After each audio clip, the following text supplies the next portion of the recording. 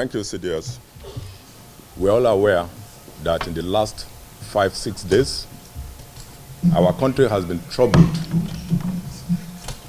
with spate of violent protest in some states in the country.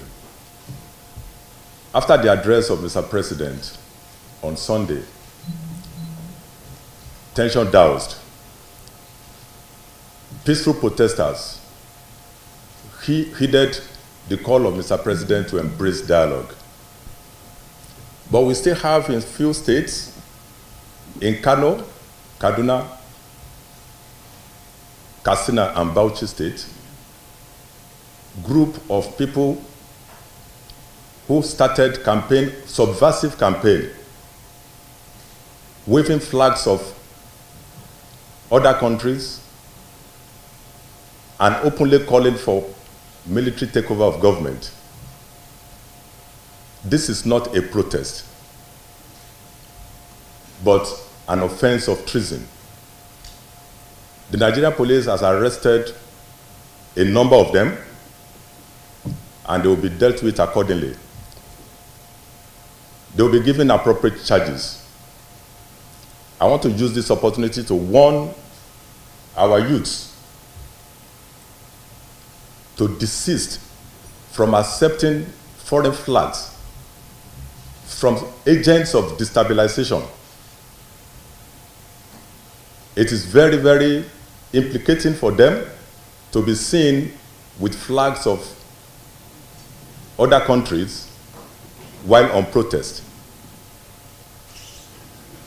So far, the situation is under control, and we believe that after this press conference, those misguided elements and their sponsors will desist from these acts of treason. Thank you. This kind of joint action has been going on under the leadership of the Inspector General of Police, even before the outbreak of the national protest. The ongoing protests have been premised on a number of themes, and one of them is end hunger. So part of the protest has addressed the issue of food inflation in our markets, food security in the long run. And I'd like to let Nigerians know that there has been a lot that is going on to address these issues that are related to ameliorate this situation through a mixture of fiscal policies of government and a number of strategic interventions from ministries, departments, and agencies of government. One of the things that I recall is the intervention through the distribution of strategic food items, which was released from the National Grain Reserves about a month ago. This was released to all states of the Federation. We also recall that a number of the food items that are consumed in Nigeria are imported. A better part of the components are imported, and importation are not done off the shelf. They take some time before they are done. So one of the things that the President has done is to reduce to cushion the effect of the cost inflation by suspending customs duties and taxes on imported food items for a period of time. We believe that when this is implemented, it will help to bring down the prices of food items in the market. Now, Nigeria Customs is committed to the implementation of this particular fiscal policies as enunciated by government. But I also like to remind Nigerians that we need to be very, very careful in the implementation of this, and this is why the guidelines for implementation is being meticulously worked out at the Ministry of Finance. What does this kind of intervention, what does it imply for the local markets? Because we're trying to address the interest of all the stakeholders. Most of these food items that is going to enjoy these duty waivers and concessions are also being cultivated by Nigerian farmers. And so there is the interest to strike, there is the issue of striking a balance between the interests, the long-term interests of Nigerian farmers, Nigerian stakeholders who are involved in the productions of these items, and the short-term interest of addressing food inflation. So the guidelines are being worked out at the Ministry of Finance, and I can assure you that within the next 1 week, these guidelines will be ready, and Nigeria Customs would begin implementation of these particular fiscal policies. So I therefore urge Nigerians to be a little bit patient, believing that some of these items that have already arrived at our shores would be cleared without imposition of customs duty and taxes. Once again, I want to express sincere gratitude for the opportunity to be part of this in the interest of national peace. You cannot, by any stroke of any imagination, be in the forefront of destroying your nation. The places that we desire to go to live in, they are who they are because they obey laws, because they love their nations. People protest, but protest can also be of significant good if people adhere to the rules of engagement. In situations where protesters destroy public infrastructure, PIFA, loot, and undermine public peace, that definitely will not be tolerated. And there is no responsible government or security organization in any nation across the world that will fold their hands and allow the peace of their nation brought down by people who are either have decided to be subversive or illegitimately disposed to insecurity and disorder. We appeal to our youths, to our mothers, to our fathers, to the generality of Nigerians, to please give peace a chance and allow the government do what is needful. As committed as it has become, the federal government and all the subnationals will do what is very strategic for the nation. For us again, we have continued to map out strategies to ensure that whether at this level or at any other level, to ensure that any person who is involved in outright display of anarchy and chaos in the nation must be brought to book.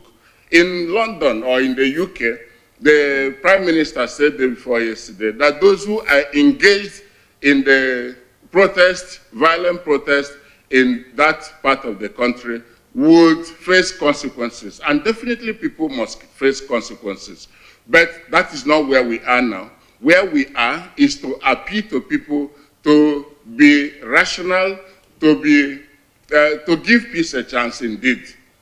But for us, we will continue to do what is needful in line with our obligations.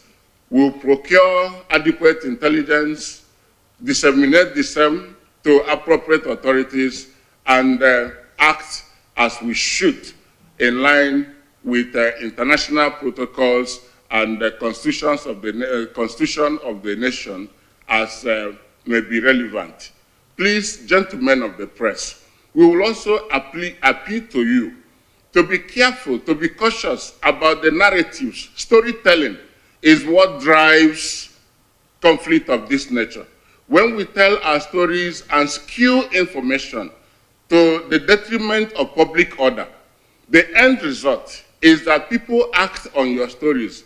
We want a situation where, when this has ended, you will be proud that you were not part of those who contributed to the inflammation of conflict or violence in the nation.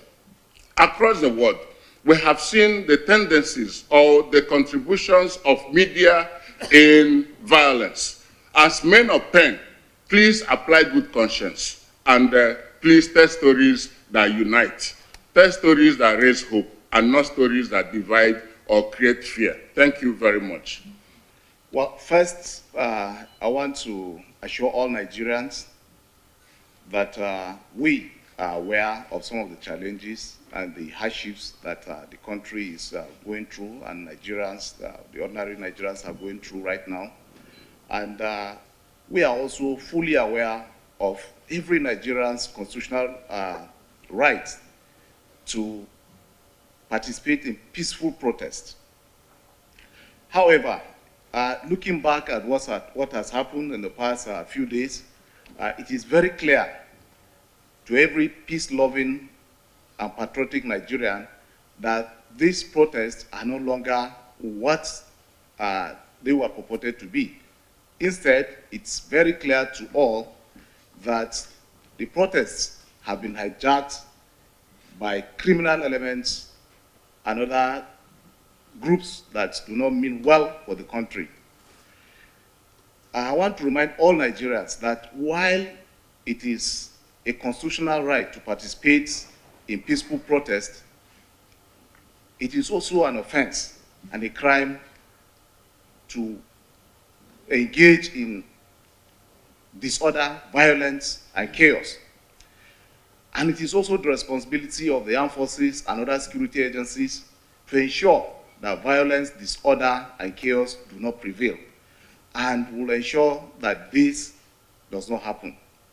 So I appeal to all well-meaning and peace-loving Nigerians to give peace a chance, to go back and give dialogue a chance, and let the problems be resolved peacefully. Mr. President and Commander-in-Chief has addressed the nation. He has assured all that all the grievances and challenges and the complaints are being addressed, and I can assure Nigerians that a lot is being done by the government to address these complaints and these grievances. So let us give peace a chance. Let us go back and allow dialogue to take place and let the problems be resolved gradually. We coming out, or Nigerians coming out to participate in violence, destruction, and looting cannot solve the problem. Will never solve the problem. It's going to only aggravate it and make it worse. So let us go back, desist from this protest, desist from perpetrating violence and disorder and chaos. Let us go back and give this a chance and allow the federal government to implement the policies that will eventually address all these grievances and complaints. The armed forces and other security agencies will not sit back and allow hoodlums and criminals to take the law into their hands and oppress other peace-loving and law-abiding Nigerians. Thank the CDS for providing this forum to enable us speak to Nigerians and also speak to our officers and the men regarding the prevailing issues of protests in Nigeria as it is today. I want to first of all start by recognizing the fact that Nigerians as citizens have a constitutional right to peaceful protest. And the President, Commander-in-Chief of the Armed Forces, President Bola Ahmed Tinubu, also equally recognizes ample opportunity for people to air their grievances peacefully. This protest, which started in that light, of course, we can all see today that it has taken another dimension. We share in the hopes and aspirations of Nigerians for better governance, which the President has also enunciated in the recent speech he made. The speech clearly brought out the intention of the President and the President administration towards addressing the issues of poverty and hardship that are facing Nigerians. On our part, the Armed Forces of Nigeria, we've been doing all that we need to do to ensure that we provide the enabling environment to support Mr. President and this government in the attainment of this objective of reducing poverty and hardship in this country. Particularly the Nigerian Navy, we have been working assiduously towards addressing the issue of insecurity in a maritime environment, and this has so far been paying really positive results, leading to the increase in our oil production. which is the mainstay of our economy. We also understand the enormous pains faced by Nigerians, because we're also Nigerians. But we understand that this cannot be addressed through violence, and that the only way to do is for all hands to be on deck positively towards changing this narrative. But I want to use this forum to remind each and every one of us that the armed forces of Nigeria is constitutionally charged with the responsibility of defense of the nation from both internal and external aggression and protection of the sovereignty of this country. And this is for the overall good of the entire citizens of this country. In addition to that, the Armed Forces Act has given us several other responsibilities which enable us to provide aid to civil authority. Key among these responsibilities is the protection of democracy and the protection of the freedom of Nigerians and their freedom to be able to select who should lead them. And that's why I say that the armed forces is the power behind ensuring that democracy thrives in Nigeria, and we are committed to do that because that is our mandate and it's something we've been trained to do, and we have to just do it.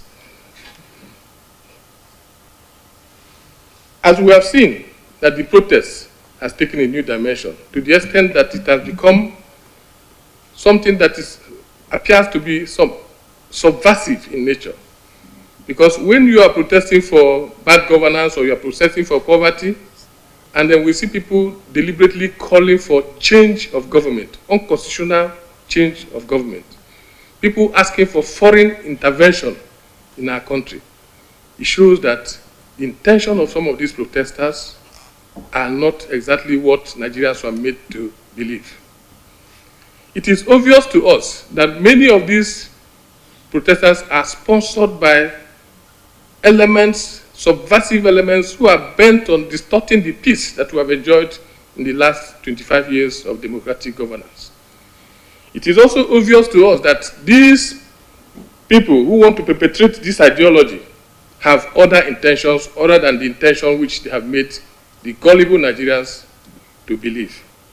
And for that reason, as part of our constitutional responsibility, which is protection of the sovereignty of this country and provision of aid to civil authority, we are ready and we stand firm and resolute to provide the needed assistance to the Nigerian police in order to ensure that law and order is restored in all parts of this country where these violent protests have started. We will not renege in our responsibility, and we are ready to do it with the last drop of our blood. That I can assure you. The Nigerian Navy particularly will not sit back to watch these subversive elements take over our Commonwealth. We will do all that is required within the ambit of the law to show them that they have no place in our society, because we believe that we are protecting the majority of Nigerians, over 99.9% of Nigerians who believe in peace, who believe in the future of this country. These bad elements constitute less than insignificant part of our population, but unfortunately, they have the reach, they have the resources, and they are also backed by bad elements who want to see us go the way of Somalia and other countries. We, the armed forces of Nigeria, particularly the Nigerian Navy, say no to that, and we are ready to fight it to the end. On this note, I want to inform this audience that we have rejigged our operations and we have instituted other means to be able to track these subversive elements and bring them to book.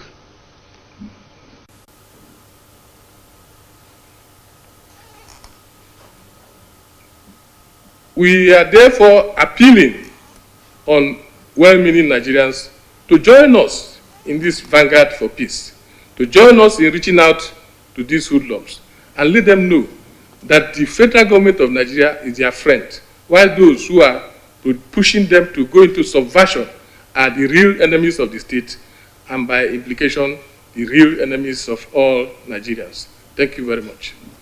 Long before 1st of August this year, troops of the Nigerian Army have been deployed in the public space, maintaining law and order in line with our constitutional provision as enshrined in Section 217 of the 1999 Constitution. The reason for this deployment of troops is the fact that we were challenged, and we are still challenged security-wise as a nation. Come 1st of August this year, and for the past 5 days, there has been a different dimension to the security challenge in our country. We have witnessed wanton destruction of properties, loss of lives, and even stretching the insecurity in our nation to the point of treason and subversion. The troops of the Nigerian Army have addressed this situation on case-by-case basis in conjunction with other security agencies.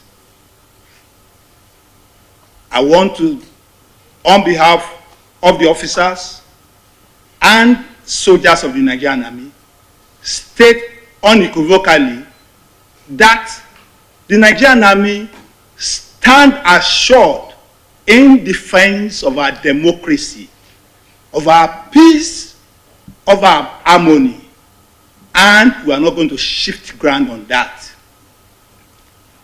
Our return to democracy in 1999 as a nation cost us blood and treasure. So my appeal to youth is that what we have witnessed in the past 5 days is an investment, needless investment of blood, of treasure, calling for an unconstitutional change of government. The Nigerian Army will not sit by and watch the nation slide into anarchy.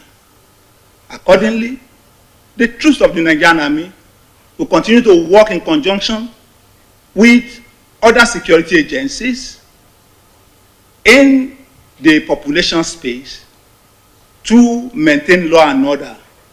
I want to appreciate the press for reports that we have received on the performance of our troops so far since the outbreak of this nationwide protest that has turned into riots.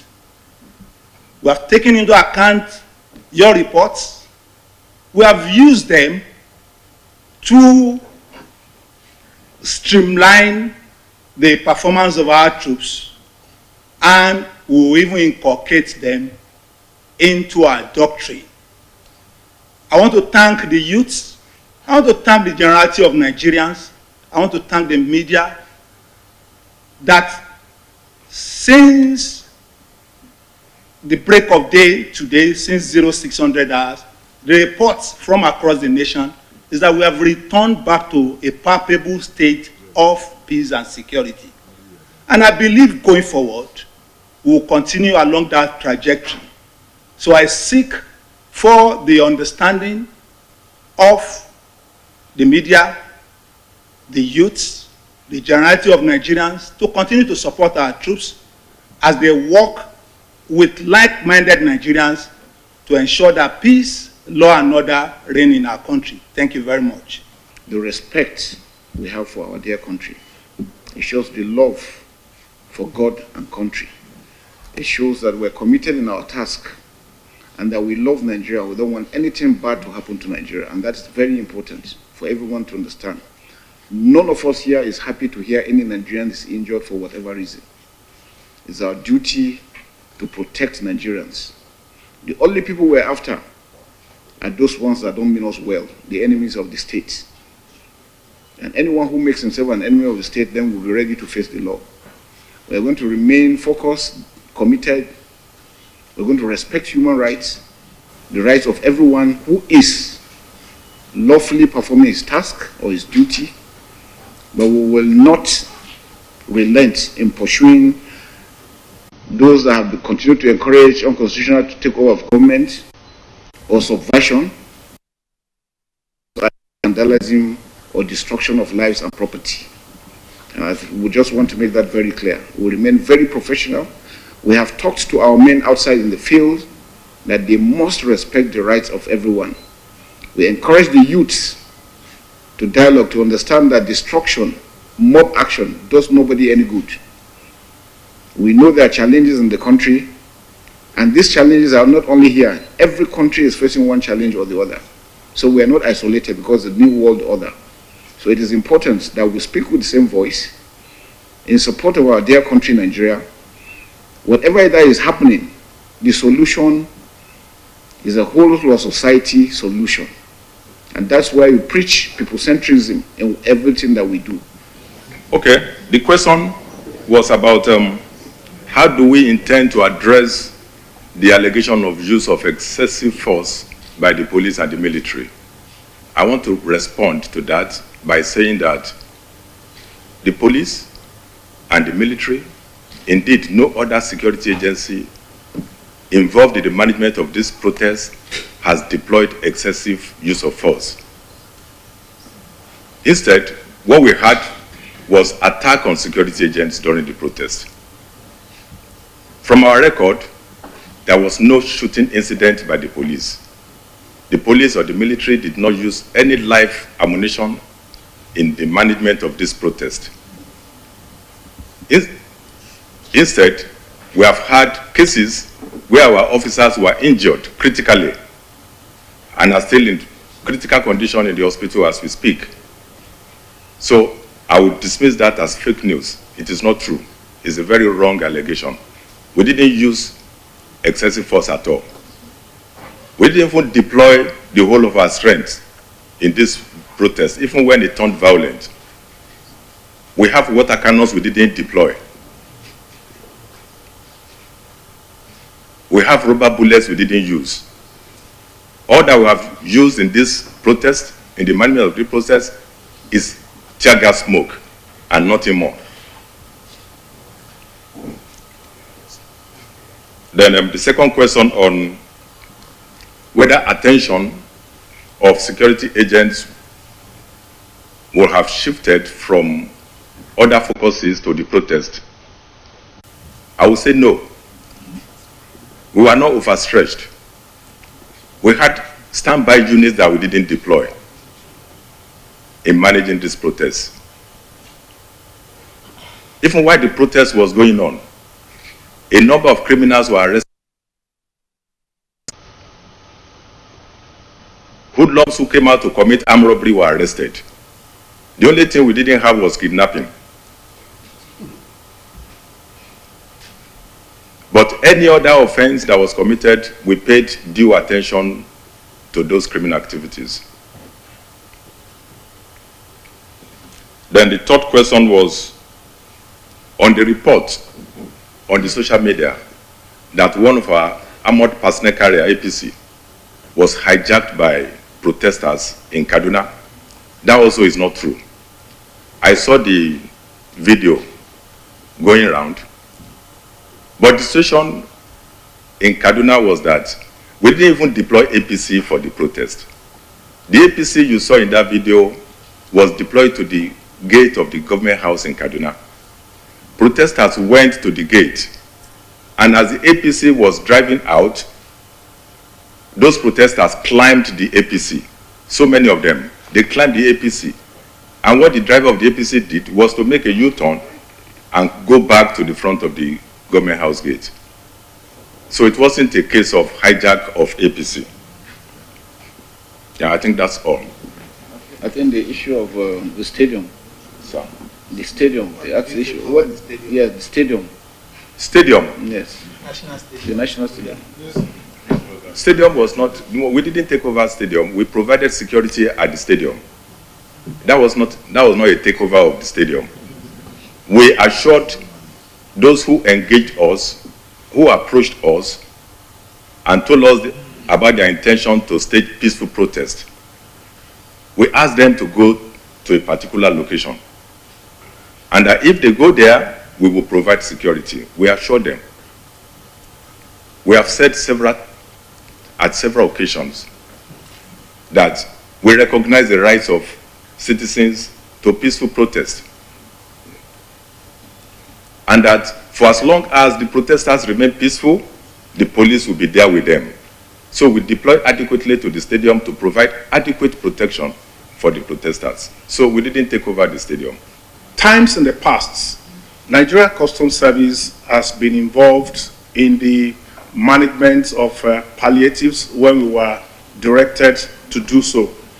Earlier in this year, when we had the issue of the food inflation and hunger, we were directed to conduct direct allocation of palliatives to Nigerians. And we went to the drawing board. We knew that it was going to involve a lot of logistics. Given the number of people that we anticipated that was going to turn out for that kind of event, you will all remember that we recorded, despite the best of our efforts, we recorded some fatalities in a place like Lagos, and this necessitated us to change our strategies that we used and deployed using organized structures as our distribution channels in some other places. For this particular exercise, the National Grain Reserves that I talked about, a committee was set up to actually handle the distribution, and the channels they used were state governors.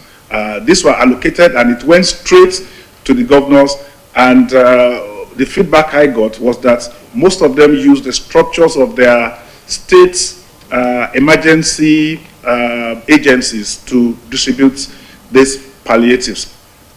There is also another ongoing one through the intervention which was directed by Mr. President to administer 50,000 metric tons of rice, which was brought into the country and is already being distributed using the same structure of these various state governors.